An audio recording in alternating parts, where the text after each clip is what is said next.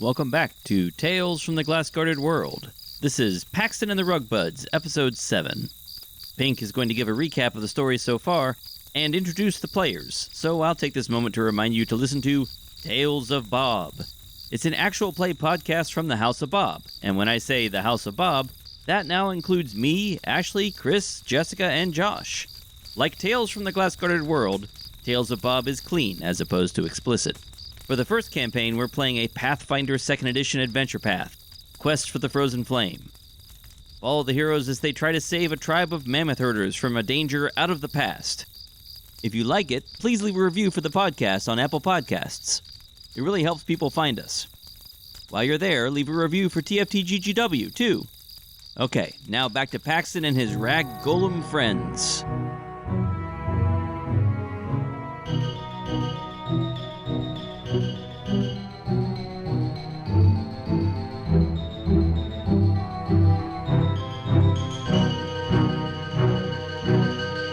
Welcome back to Tales from the Glass-Guarded World, where we re-enter a tale from the Glass-Guarded World. When we last left Paxton and his cloth compatriots, a surprise reveal! Paxton was betrayed. Charles had turned out to be working for the City of Two, and the entire Roderick story was apparently a farce, all designed to lure Paxton to his capture. Currently, our heroes are being hauled away to an unknown fate, to seemingly face judgment for crimes long past. Will Paxton be forced to suffer for Frith's crimes? Will he have to escape prison again? If he did, would that be poor writing on my part? And seriously, where the heck is Handrew? Let's find out now. Welcome. We have Paxton playing the fighter and cleric. We have Brandon playing Lumpin, Ryan playing Lumpin, and Pavel playing Lumpin. You know my real name's not Paxton, right? Did I say Paxton playing Paxton? Yeah. We have no. That's who you will always be in my head, Brian. So No, my I'm real sorry. name is Frith. Oh, sorry. Yeah. We have Frith playing Paxton. But you're Paxton in our hearts. Yeah. Yep. All right. So Paxton / Brian / whoever you are, you've just been captured. The next few moments are kind of a blur. You vaguely remember being shuffled out of the cave system to above ground where a signal is then sent out. You remember that as you're being tied up, they actually put a pair of handcuffs on you. And these handcuffs, when you felt them go onto your wrist behind your back, you immediately felt the magical power within you just fizzle out, just completely cease. This is fine. Yeah. So next you remember being shuffled out of the cave, and Charles and General Rogers, and this is Rogers, Rogers. It's very fantasy. It's not like Steve Rogers. All right. They're talking as you waiting up outside of the cave. You look around to notice that Atolf and his compatriots are nowhere to be seen. You hear Rogers and Charles talking, but you can't really quite make out or remember what they say. However, you also just hear all these guards running around. Everything's going crazy. Lumpins, you're seeing all of this as well and hearing all this craziness go on. You're being tied up. You guys are actually put in little animal cages at the moment. Do they put on like little useless handcuffs onto the handless lumpin wrists? Yes. Yeah. Well, They should actually, stitch our hands together. no. We'll take that back. So they haven't put you guys in cages, but they do have you guys like kind of all wrapped up in little ropes. You basically kind of got just like a little bundle of ropes with little heads peeking out, essentially. Kinky. No. This is a family-safe podcast, Brian. That's right. And I absorb the rope into my hemp body. That would make sense, but no. Otherwise, things continue. Shortly after they've sent out this signal, a prison cart arrives with a carriage in front, and it's got this rough, what appears to be metal prison kind of in the back of this cart with a carriage in the front of it. So General Rogers, he leads you, Paxton, to the cart in the back. He kind of roughly pushes you up into it, and then slams the door and locks it. Just kind of vaguely, as you're still kind of in a shock for the whole thing, but you do notice some magical runes carved into the ceiling, into the bars, and into the floor.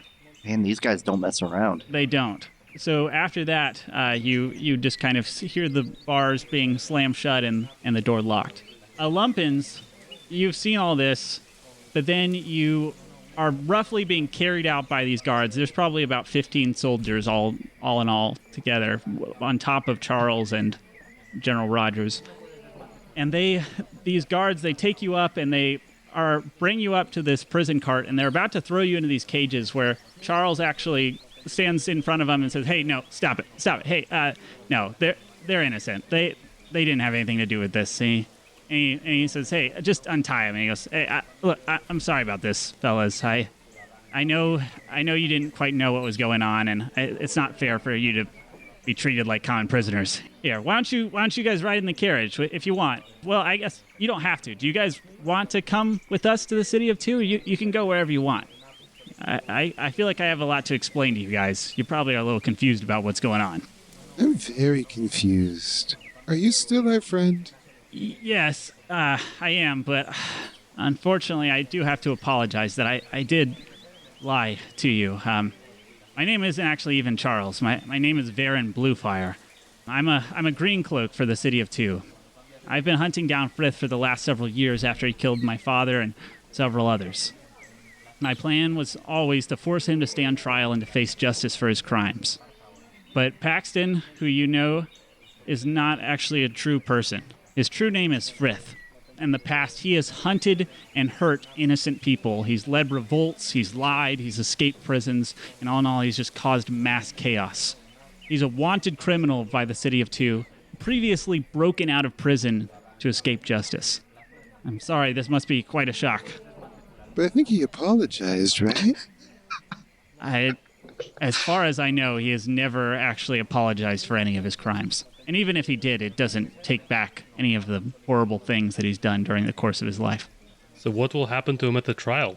Well, as much as it irks Vendetta, I do plan on seeing him getting a fair trial. And at the City of Two, I will be standing as his main accuser. And he will stand before the Council of Two to defend himself, where he will ultimately be charged for his crimes, and certain evidence and witnesses will be brought against him. And then what happens? And who's going to stand as his defense? Well, that, I suppose, would... The City of Two has a practice where his defendants, he can either choose to defend himself, or if anyone would be willing to defend him, they can choose to do so and volunteer for that task. However, I don't think there will be many who would be willing to defend such a criminal. Charles says, "All right, hey, General Half, hey, would you mind if these lumpins rode in the carriage with you?" And Half, or General Rogers, he says, "You don't order me around, Varen." And then he kind of glares at him for a second. And he goes, "But very well, I'll allow them to ride in the carriage with me." And he opens the door to let the lumpins in, and he'll actually lift you guys up if you want to go in. I definitely reach up for him like a toddler expecting to get picked up. Yeah, he picks you up and he holds you. He's holding you by the little bum, just kind of supporting you, and puts you into the carriage, and then he'll. As he's giving you uppies, I'm grabbing hold of the foot. The foot plate, and trying to lift myself up, and you can see my little cloth like appendages scrabbling in the air. Yeah, he respects your own ability to care for yourself, and he doesn't make a move to help you. And so after you guys have gone in, Varen, previously Charles, comes up to you and he says, "Hey, so I'm going to go on ahead because I have to prepare my accusations. I'm going to take a couple guards with me, but most of everybody will be staying behind to make sure Paxton doesn't escape again. Or sorry, I should say Frith doesn't escape again. If you need anything, just ask Half. He'll take care of you guys and make sure you're all provided for. But I'm sorry about everything that's happened, and I really hope you'll forgive me for lying to you." Okay. Wow, that was incredibly easy. Thank you. He talks to some other guards. He waves goodbye to you guys, and then Varen, he leaves, and he summons a horse prepared for him, and then two of the guards break off and go with him. So you still have Paxton in the back, 13 guards, and then Half Rogers protecting him as well. So as you guys, the door shuts to the carriage. Paxton, you feel the wheels start to turn beneath you, And you start rolling out of there. There's a lot of people kind of standing around watching you because this is still in the middle of a big tourist trap. I was shut inside a carriage. There's no one in the carriage with me, right? So you're actually in like an open-aired cage in the back of the cart. So there's a cart connected to a carriage, connected to horses. Okay. Yep. So I can hear everything that just happened. Yeah, you could hear everything that just happened, but they're now in a carriage separate from you. Sure. Oh, we're not in the same vehicle?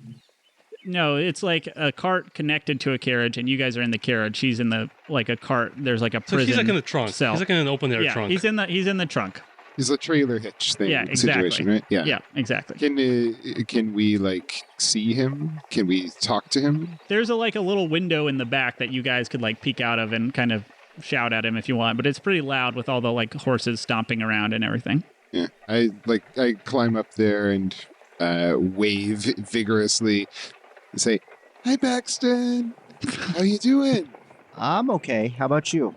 They treating you all right? We're going on a ride. Yeah, we get to ride in the carriage. Cool. You guys stay safe and look out for each other while all this is happening, okay?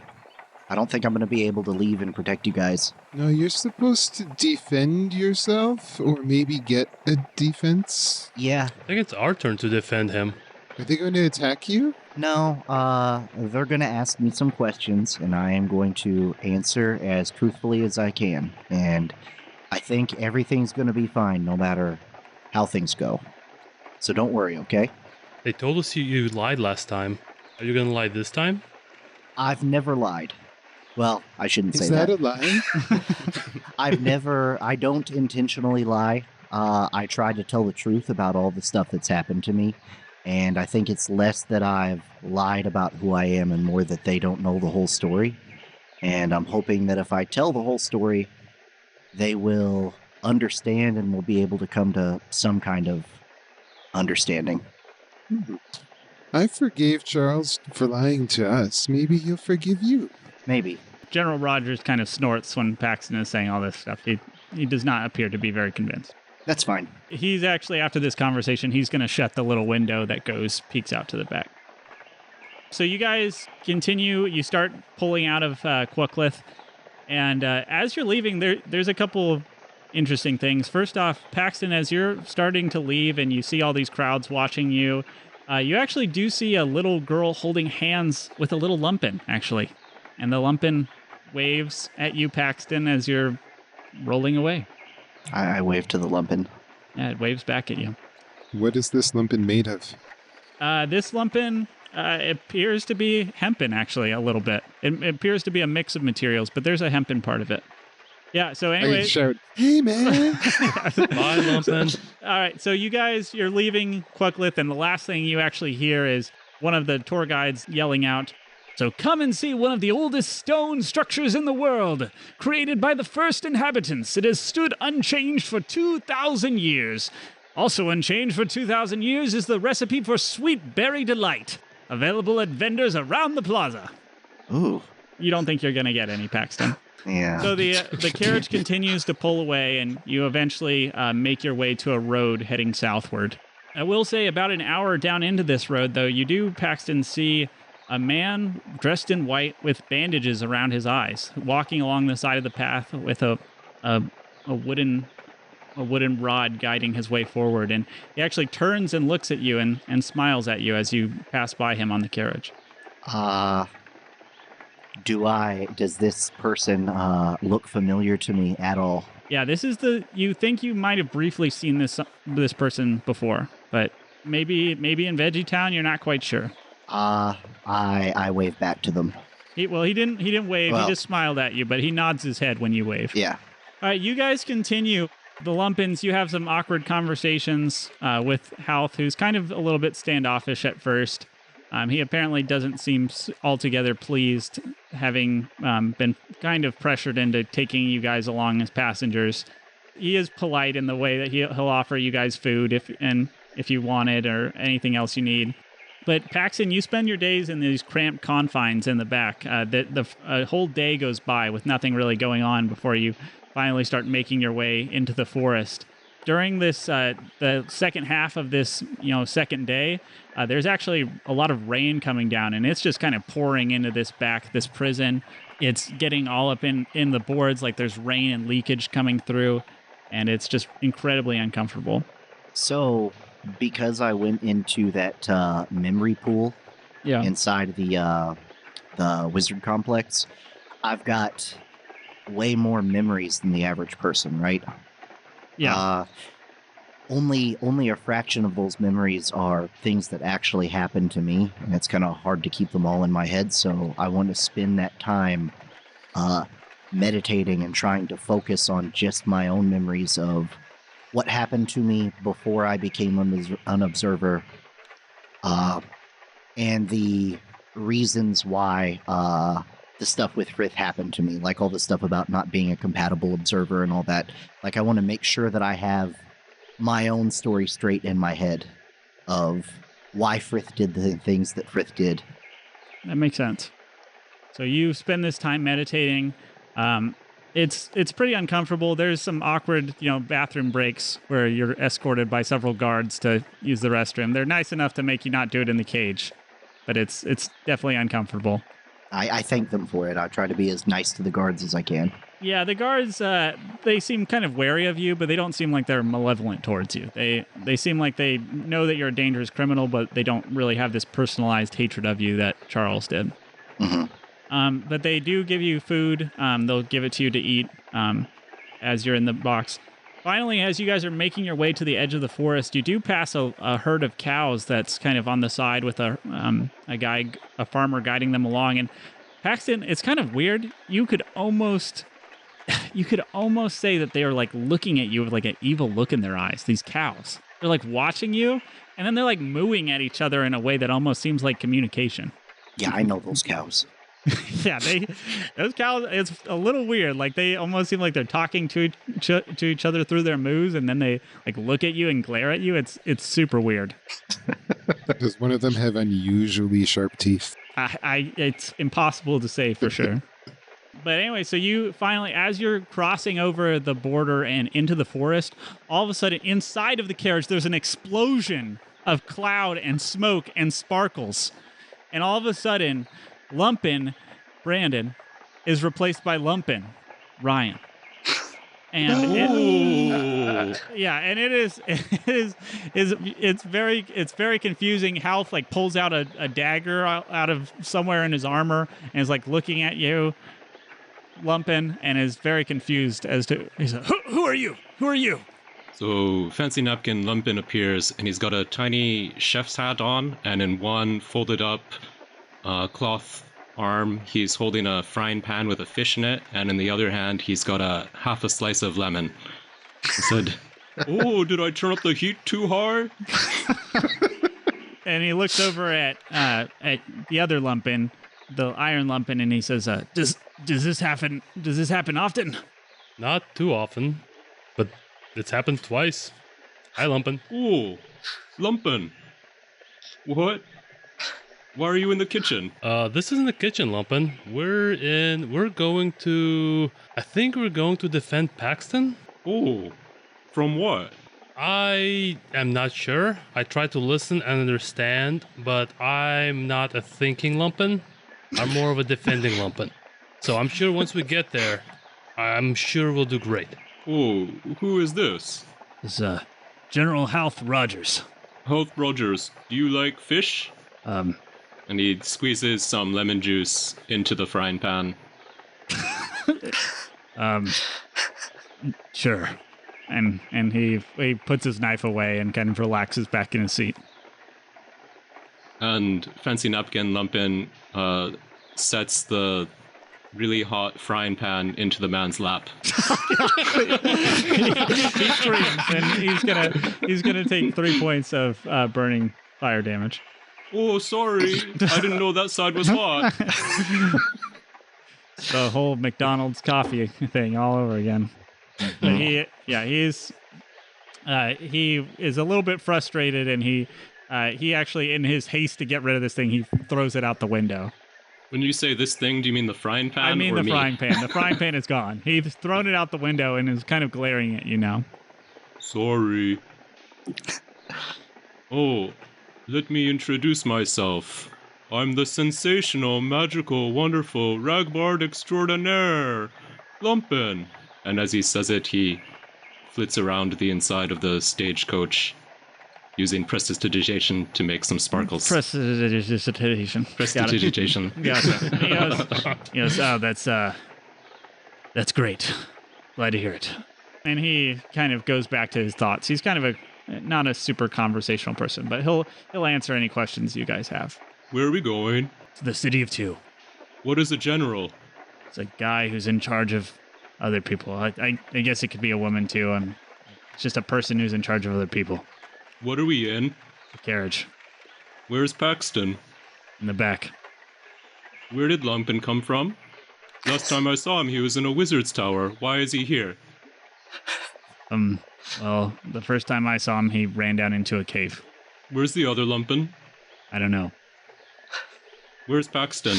In the back. All right. Anyways, he actually at this point turns and he opens up the little window in the front of the carriage and he goes, "Driver, are we almost there?" And the guy's like, "No, we're still 10 days away." And he goes, "Gosh." And he closes the thing and kind of puts his arms together and kind of looks downwards and doesn't seem to want to make conversation anymore. Iron Lumpen's gonna reach up and open the window and go, "Are we there yet?" He slams it shut. He goes, Stop it. But anyways, you guys continue on for about another 2 days. Things kind of continue as normal. At this point, Halth Rogers, the general, is starting to get very frustrated with these lumpins just continually pestering him in the back. Yeah. Paxton, your legs are getting pretty cramped from just sitting in the back of this carriage for multiple days now. Mm-hmm. Even after he stopped answering, Fancy Napkin Lumpen never stopped asking questions. Yeah, he very often pretends to be asleep. Okay. Eventually, though, you guys feel the carriage slow up, and it eventually comes to a halt. And General Rogers, he opens up the window and he goes, "Hey, what's the holdup?" And the driver points, and there's tons of soldiers around on horses as well. And apparently, there's this giant overgrowth of plants right in the middle of this road. And the road has gotten much more bumpy since entering the forest. It's a lot more kind of off-roading, but there's still somewhat of a semblance of a path in this huge overgrowth of plants, bright, vibrant plants with fruits and stuff. Is all in the middle and causing a blockage in the road. Yeah, it's a little strange. And you hear General Halth Rogers, he orders some of the guards to go check it out. Those fruit look good. Can I go too? Yeah, I suppose so. And he opens the door to let you out. Okay, so Fancy Napkin Lumpen floats over to check it out. Yeah, so you see there's all these sorts of weird, strange fruits. Definitely not native, obviously. They kind of stand out like a sore thumb in this landscape. But then all of a sudden, while you're checking this out, you hear a cry come from the woods. And all of a sudden, several people dressed in these strange, clothes mixed with leaves and vines, they jump out of the woods and jump out of the trees, and they are now all around you. There's 5 of them kind of towards the front of the cart, and then there's 2 of them towards the back of the cart. And all these soldiers kind of back towards the cart and have their backs facing the cart as they prepare for whatever's going on. Hi, I'm Lumpen. One guy steps forward. He appears to be a male elf. He's got a shaved bald head and a long goatee. And he's got these tattered green robes and a necklace made out of pine cones. And he goes, Hey there, interlopers. We're here to tell you that humankind is a stain on the realm of nature, and we're here to kill you and destroy the imbalance you've brought to the natural harmony of nature. I'm not a human. Yeah, well, that's true. You are a little weird rag man, but we're still gonna probably have to kill you. I'm sorry about that. What kind of accent is this? This is a Great Forest accent. Okay. Nice. It sounds like the kind of accent that an American tries to do when they're trying to do a Canadian accent. Nope, it's nothing of the sort. It is a I'm sure great he's very forest. sorry about that. It's a great forest accent through and through. And he says, so anyways, we're going to probably have to kill you then. Sorry to see you go. And he is going to begin to attack. So if you guys all want to roll initiative. Okay. Iron Lumpen's going to peek out of the carriage and say, "Oh, is this a trial beginning?" So they are all going to jump out. And I actually started the encounter on D&D Beyond. And Brandon, you can also roll initiative. Ooh. All right, what are you guys' initiatives? I rolled a 3. I'm trying to find my initiative score on the sheet I have. I rolled a 17. 11. All right. I rolled a 2. What is the initiative based off of? So it's your dexterity modifier plus your roll. Okay, so 4. All right. And then what'd you get, Brandon? 17. 17. So that means one of these druids is going to go first. It appears to be this scar-covered female halfling. On all their turns, they're going to turn into animals. A lot of them are. So she's going to turn into a lion, and there's another one going to turn into a tiger. There's another one going to turn into a bear, and then, oh my, one's turning into an octopus.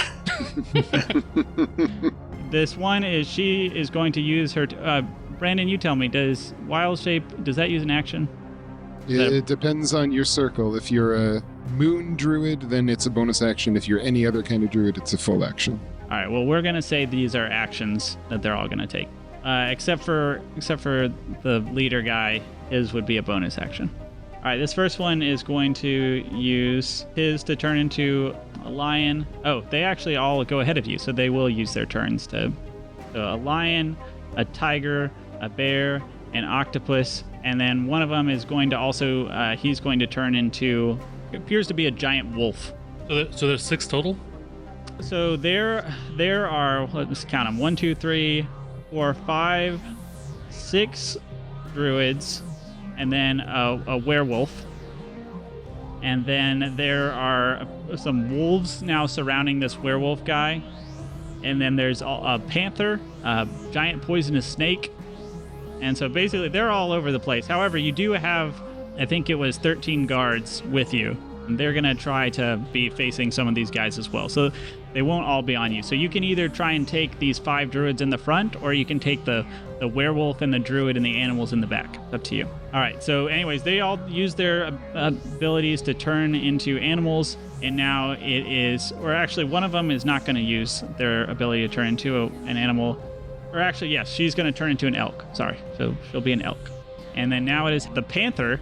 And the panther is going to attack. So you're up front, Ryan. So you're where the 5 ones are. So it's going to attack one of the guards. And it is going to roll a 16, which will hit. All right, and it's going to deal about 3 damage. All right, so it attacks, and then it's all these wolves going. So all these wolves, they're just going to start attacking these guards in the back. And now, Paxton, it's your turn. You're still chained up without any magical ability inside of Yeah. your...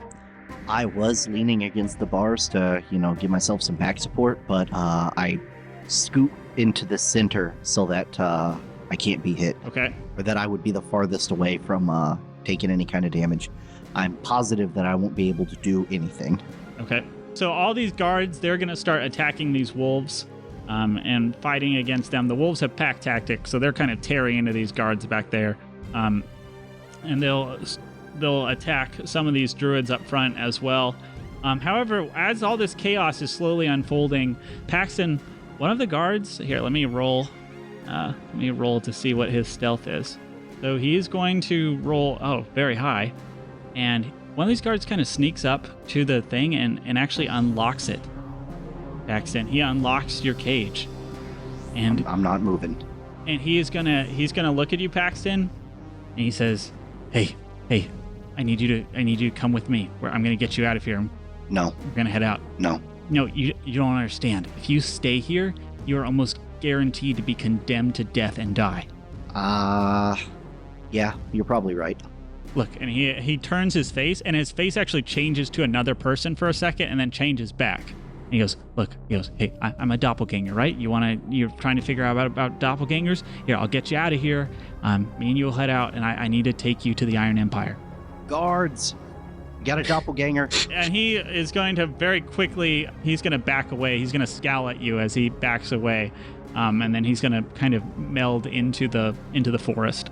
I'm sure narratively that was some sort of important plot hook, but It was Paxton is very focused on justice being done. No, that's fair. He backs away and is scowling at you, but the door is still open. Next, the werewolf is going to go, and it's going to just start tearing into one of these guards, and it's actually going to kill one of the guards. So you're now down to 11, plus the general. And then the big druid guy, he is going to attack Fancy Napkin Lumpen, actually. And he's going to roll a 23 to hit. It hits. All right. And that is going to deal... So it's going to deal 11 damage total. Does that take you down? It doesn't kill me. Okay. But I'm in rough shape. Yeah, so it deals 11 damage with this icicle. Oh, Lord. Sorry about that, but I gotta kill ya. Next, the snake is going to bite one of the guards, and it's going to deal a decent amount of damage. Because it rolled a nat 20, and she's gonna go unconscious, the one who got bit by the snake, because it's dealing poison damage. Yeah, these druids are making very quick work of these guards. Then it is next going to be Fancy Napkin Lumpen, your turn. Fancy Napkin Lumpen is going to float over to where Paxton is. Okay. And so Paxton, you see in front of you, floating up in front of your vision. Fancy Napkin Lumpen, but he's torn up and in really bad shape. Is got a large slash across his face, and his body is in tatters. And he says, "Paxton, you have to help. They're killing people." I can't help. I'm sorry. I can't do any magic. I'm handcuffed. Oh, you're handcuffed? Mm-hmm. I can help with that.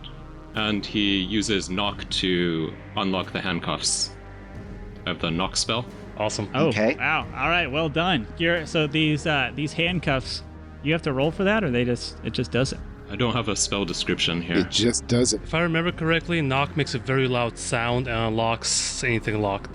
So the knock spell, you hear this loud knock noise, and it all of a sudden your handcuffs, these magical handcuffs, break off of you, Paxton, and you feel your magical ability returning to you.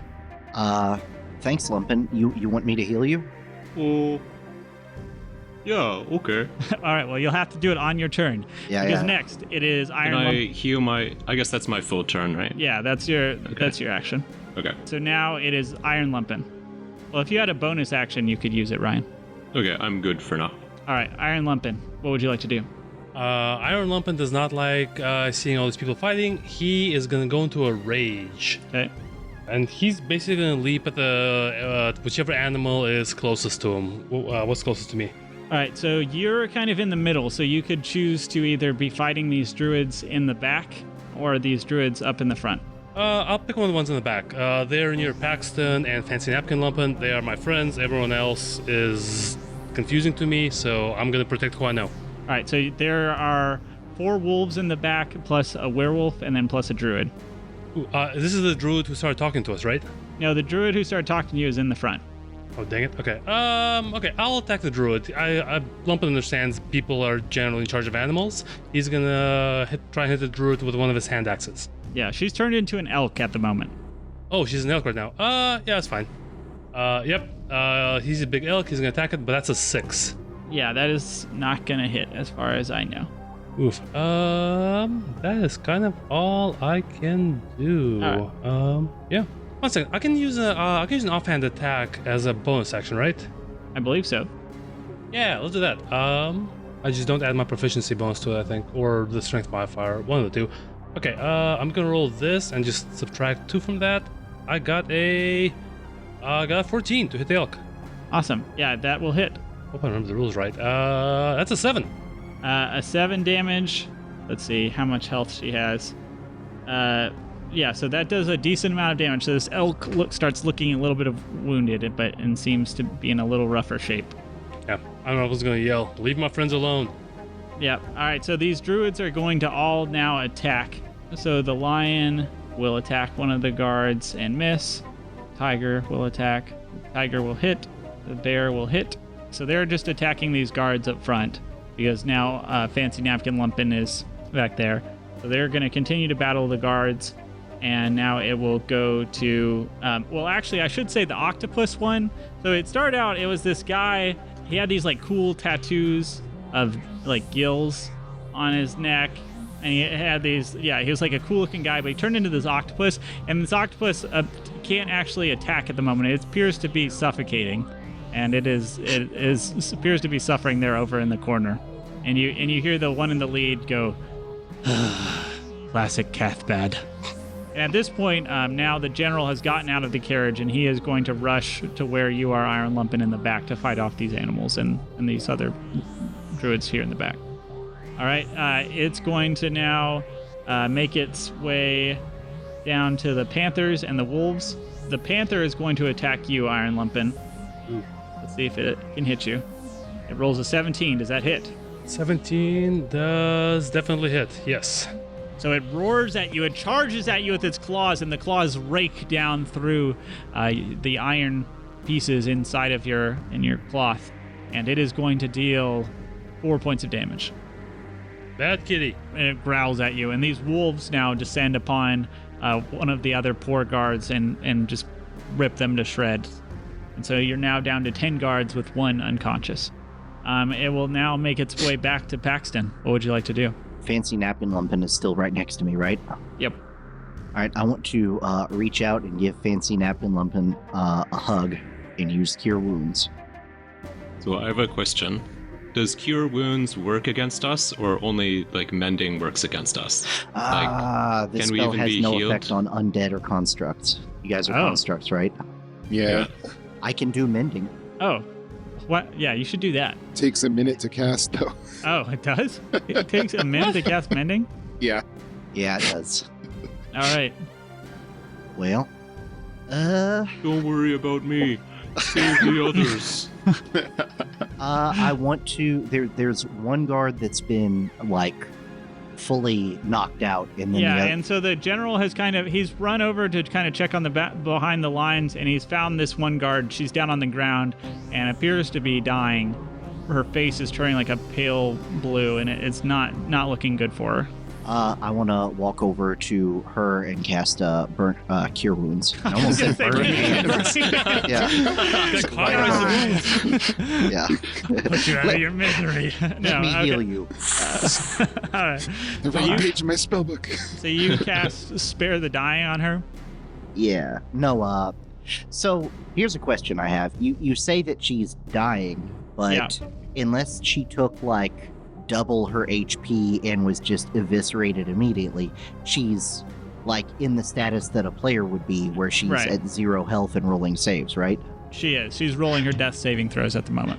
So in this situation, curing wounds would basically reconscious them, right? Yes. Okay. Then I'm going to do that, and that's not great. I rolled a 1d8 and rolled a 1, but it's +8. Oh, wow. Well, you hear she goes, and like comes out of unconsciousness, and her face kind of begins to restore itself back to her regular pallor.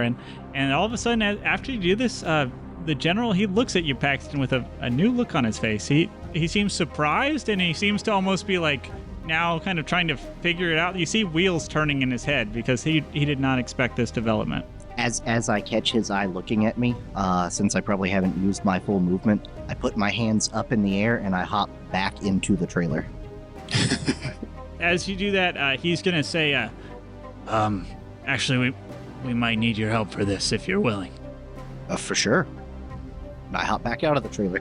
He kind of like turns his head a little bit, but then he looks at you and he kind of nods at you, and then he now turns his back to now attack these monsters that are attacking them from behind. Okay. Next, the werewolf is going to go, and his name, I actually had to ask Hodrig on how to pronounce this guy's name, because all these druids are named after Irish druids and folktale heroes. His name is Quilta, or Quilta. Yeah, Quilta. That's right. And Quilta He's this werewolf, and he is going to just start tearing into into more of these guards, and he's going to not kill one, but he's going to do a lot of damage to it. And now the druid, he is going to cast... He can do a lot of stuff. He's going to cast Wind Wall. All right, so what Wind Wall does, it says a strong wall of wind rises from the ground at a point you choose within range. You can make up the wall up to 50 feet long, 15 feet high, and 1 foot thick. You can shape the wall in any way you choose so long as it makes one continuous path along the ground. And he is going to... And it says a creature takes 3d8 bludgeoning damage on a failed save or half as much on a successful one. So he's going to make it attack several of these guards and try to blow them away. And let's see. It's going to affect 4 guards. Let's see if they pass. 2 of them fail, 2 of them pass. And let's see. 3d8s. So 15 damage or 7 points of damage on a success. All right, so they are all... 2 of the guards go down unconscious. 2 of them still standing but look very weary after getting blown by this wind. All right, it is now the snake's turn, and it's going to kind of slither around, and it's going to attack you, Paxton, actually. It's only got a +6 to hit, so I don't think there's any way. Does a 25 hit you? Is it if it meets, it beats? If it meets, it beats, yes. Yeah, my armor class is 25. Oh my goodness. It's a miracle. I rolled a 19 + 6. All right, so... You need the shield spell.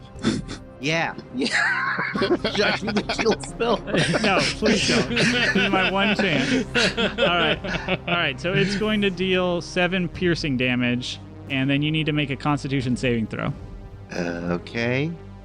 Constitution saving throw +2. That's a 4. All right, you're going to take 6 poison damage on top of the piercing damage. So Paxton hasn't been hit in a while, so he is acting like the biggest baby. He's like, ow! Is that what pain feels like? Yeah. No one told me it would hurt like this. All right, and now it is Fancy Napkin Lumpin's turn. Can you give me a description again of what the elf that hit me looks like? He's bald. He's got a goatee. He's a male elf. And he's back up there at the front. He just cast Wind Wall and hit a bunch of them. So you're a little bit further away from him now because you made your way back to the cart. Okay, I make eye contact with him, and then he hears from all around him, "You're bald. Your beard looks bad.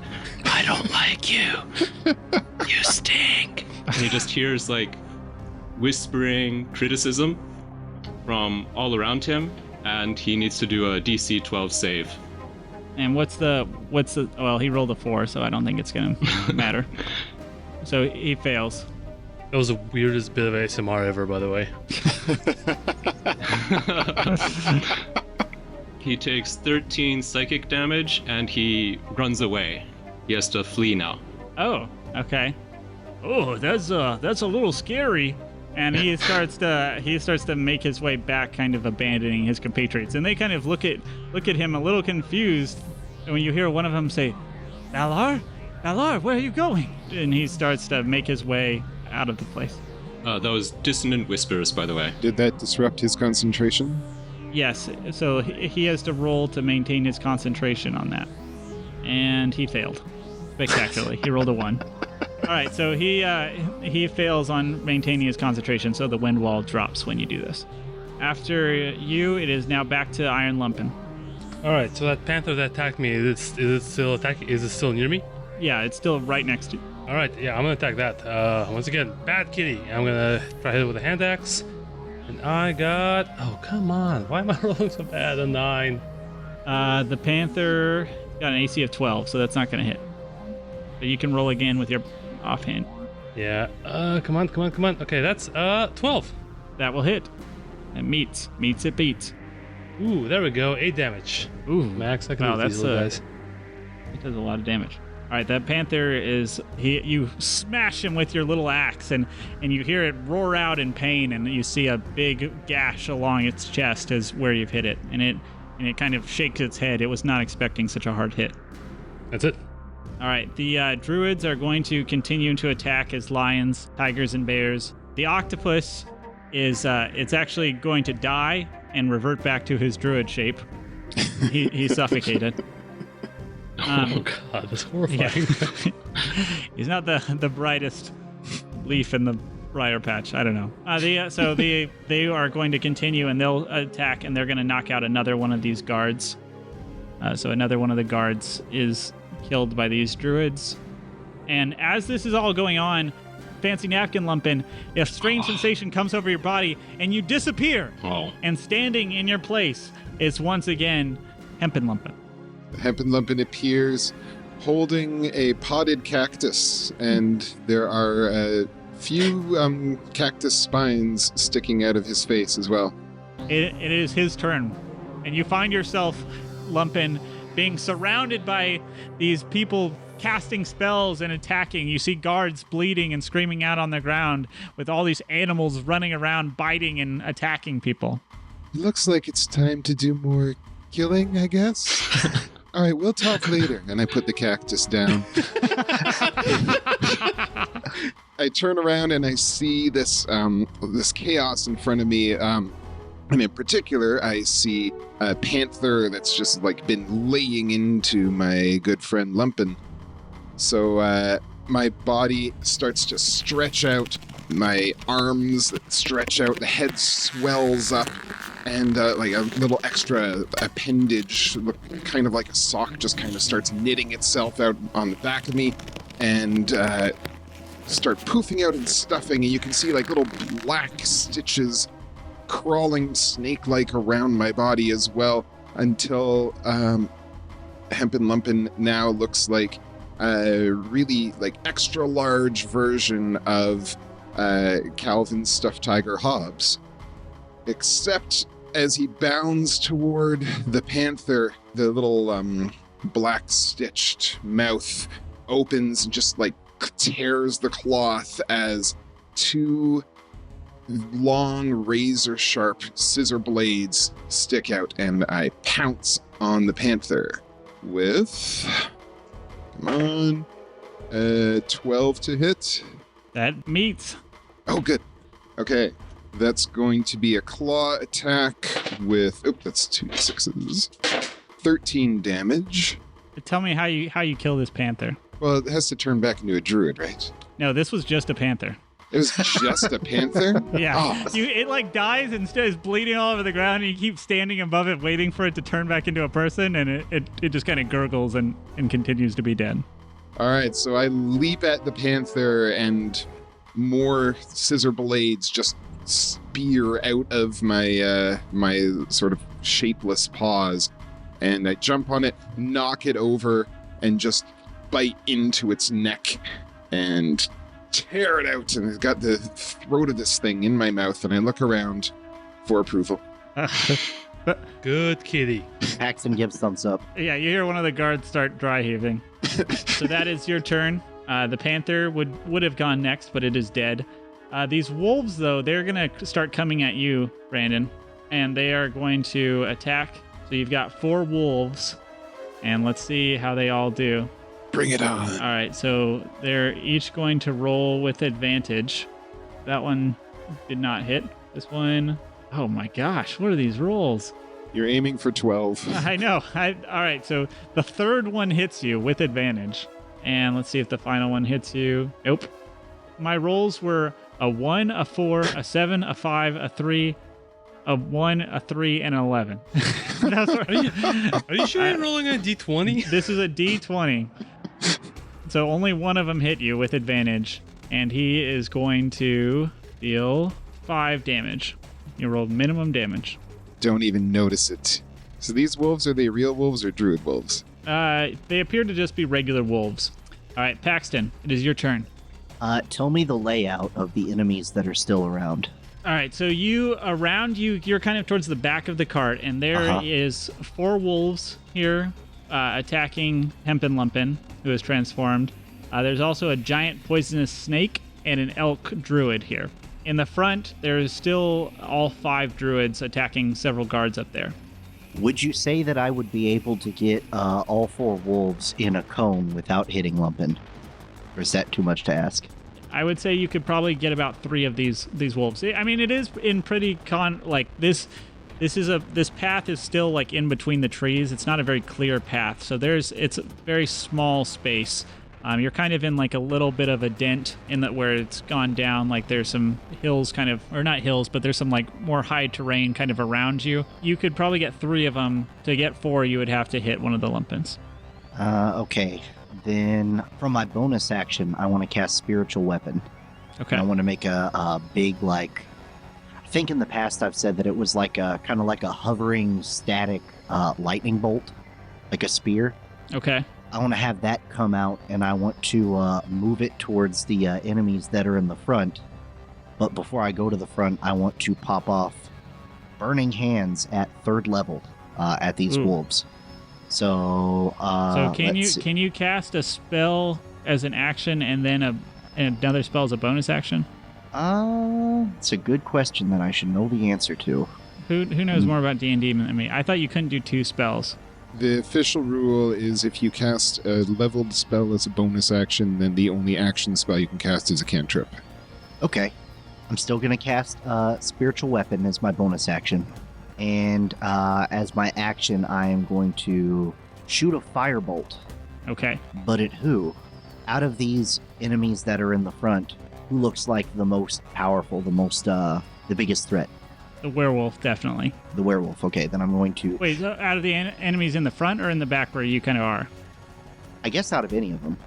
All right, well, the guy who ran away seemed to be the biggest threat, but the werewolf would probably be next up. Okay, well, I mean, if he ran away, he's not much of a threat anymore, right? Yeah. Yeah, I'm going to shoot... You said the werewolf is the biggest threat that's still around, right? Yep. Okay. That is an 11 to hit. I'm sure it doesn't. It meets, actually. Ooh. Okay, then. Yep. Werewolves apparently have very low AC.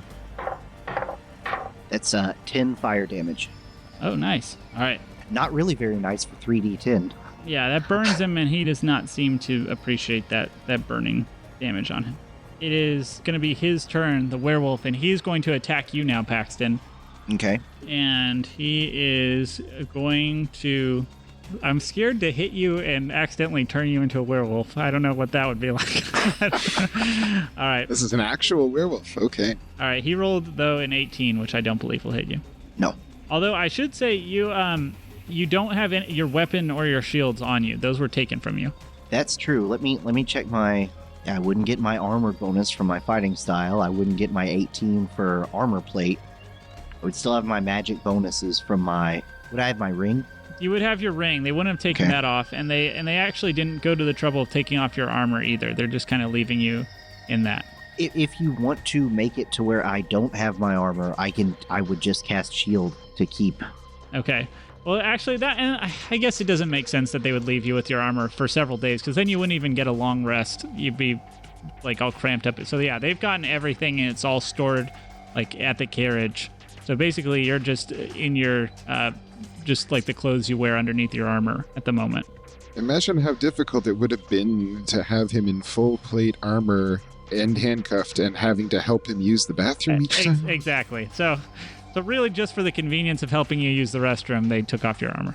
Yeah. There's like a flap in the back that they like unscrew for it. Yeah. We're not going to go into the details. I said it was an awkward bathroom break, all right? The first 3 days they tried. After that, they were like, no, it's absolutely not. Yeah. You do have your ring, though. They didn't notice that. Yeah. Yeah, and I have the shield spell, which I'll cast whenever he hits. So he would hit for 18. Would that hit you without your armor, shield, and sword? I believe it would, because without everything, then my armor class is 14, and I believe shield just gives me +2, so let me double check. No, it's a +5, so that would take me to 19. Okay, so then he does not hit. He tries to bite at you. You barely dodge out of the way as his fangs just kind of snap right over you. Next, the main druid, the leader, he's gonna... Does he have to roll a saving throw, Ryan? Or something to try and not be afraid anymore? It doesn't... What was the spell? I don't have a description of the flee status. It might only last 1 turn, but it doesn't say. It says... On a failed save, it takes 3d6 psychic damage and must immediately use its reaction, if available, to move as far as its speed allows away from you. So I guess it's maybe just the turn one after, reaction. Okay, so Oh. yeah, so he moved, and so now he's on his way back. But the guards are going to go, and they are going to take out one of the druids, the lion. They force him to turn back into a druid, and he's going to take 2 damage on top of turning back. And then they'll also cause the tiger to turn back as well. All right, those guards up front. The other guards are going to attack one of the wolves, and they will cause 5 points of damage to 2 wolves. I don't really want to roll all these different things, so I'm just going to use averages for some of them. All right, the snake, it will continue to attack you, Paxton, and it is going to roll a crit fail. It's going to be like that old school where it's like the snake biting its own tail. Ouroboros. Yeah, somehow loop back around and bit its own tail, and it's going to do 7 points of damage on itself. All right. Can a snake poison itself? It can't poison itself, but I'm going to give it the piercing damage. It is Iron Lumpin's turn. Okay, so the panther is dead. The elk, I assume, is still around. The elk is still around. He's gonna go right back to the elk, and he's gonna try to whack it once again with a hand axe. Okay. 9. It's a 9. Let's see. The elk, I think, was 10. Yep, so it does not hit. You can try your offhand. Yep, the patented offhand attack. Yeah, that's a 7. That's all Iron's gonna do. Yep, so Bodmal is able to avoid your attacks, and she is able to kind of very quickly leap out of the way as you're coming at her with your little axes. I'm definitely going for the elk shins, and I guess she's just dancing out of the way. Yeah, she's dancing out of the way. So the lion, he is no longer able to use his animal attacks, but he is going to shillelagh attack one of the guards, and they're going to take him and the other druid that is no longer a tiger. They'll use their shillelaghs on one of the guards and take him down to low health. And then that druid, she's going to attack one of the guards. That druid will attack one of the guards. And then the elk, she's going to attack you, Lumpin. Okay. And she's not going to hit. Awesome. That is a 3. I don't know. I'm going to stop using this D20 roller I found online. This is terrible. Back to you, Hempin Lumpin. Woohoo! All right, so I'm way over here chewing through a panther, then I see a massive werewolf attack my good friend Paxton / Frith / whoever. You see all these wolves coming up and attacking as well. And Oh yeah, I didn't even notice them. Yeah. I'm going to charge toward that werewolf so they can opportunity attack me if you want. Yeah, the wolves are all going to attack you. Why don't you roll those before I do my attack? Well, 3 of them will be able to hit you. What's your AC? 12. 1 will hit, 2 will hit, 3. All right, all 3 will actually hit, and 1 rolled a nat 20. Ouch.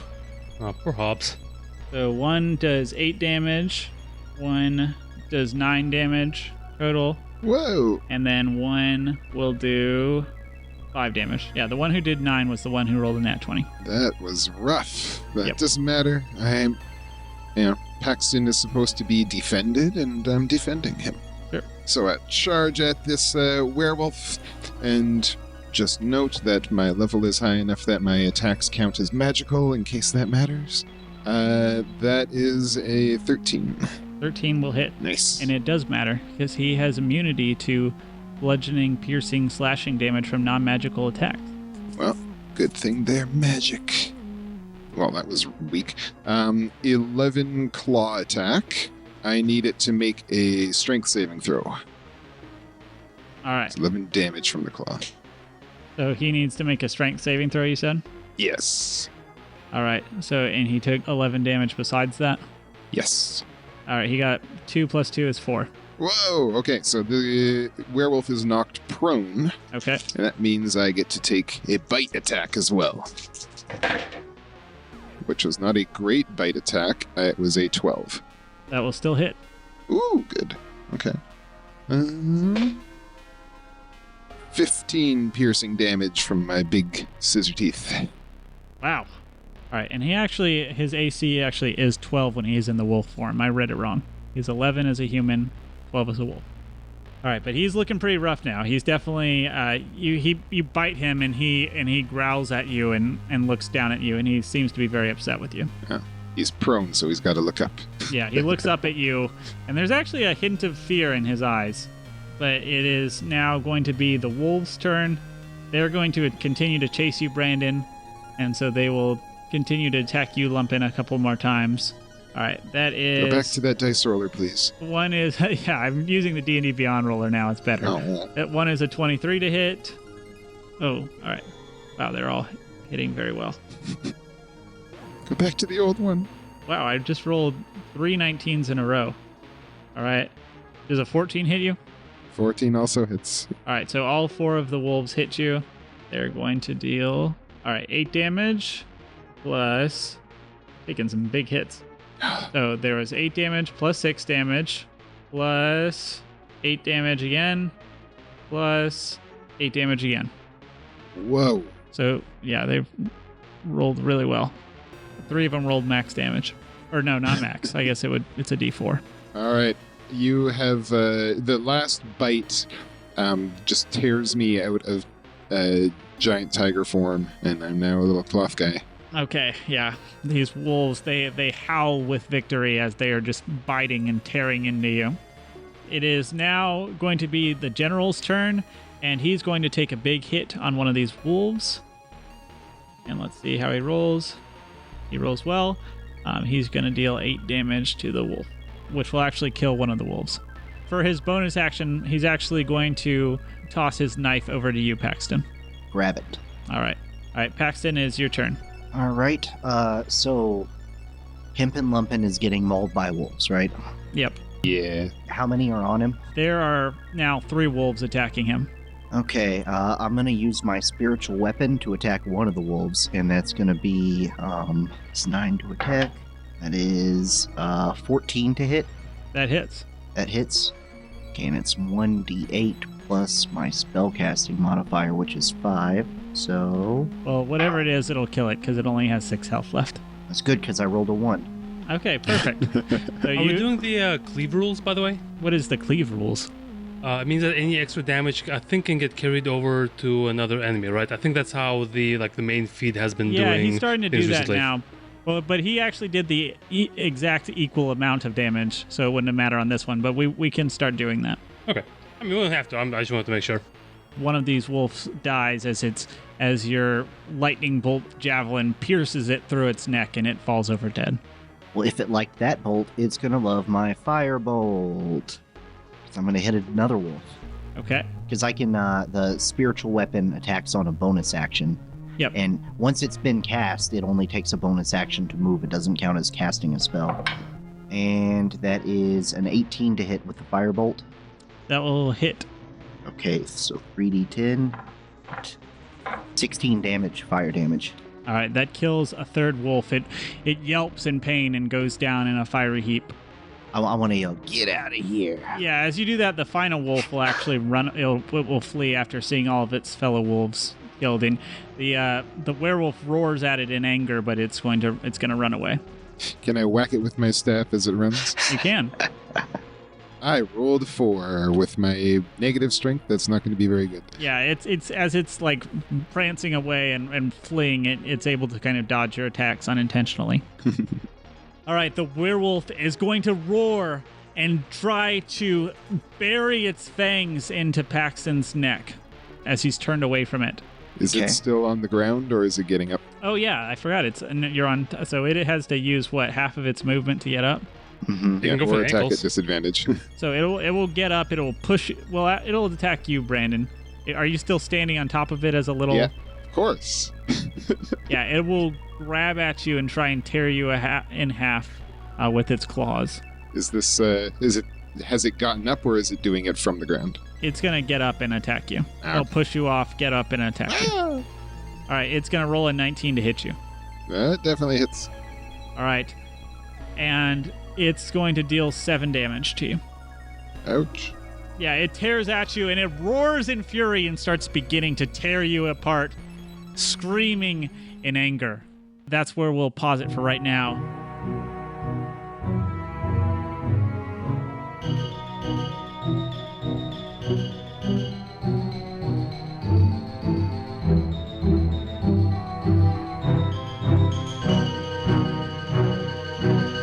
And then the elk will attack you, Pavel. Or not Pavel. Wait, yes, Pavel. Wait, is that right? Sure. It's Lumpin. Pavel. Please call me by my D&D Yeah, name. sorry, Lumpin. Thank you, Lumpin. He's gonna attack you, Lumpin.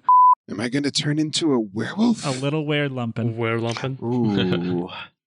They're already kind of werelumpins because no one ever knows where they're at. And on that note.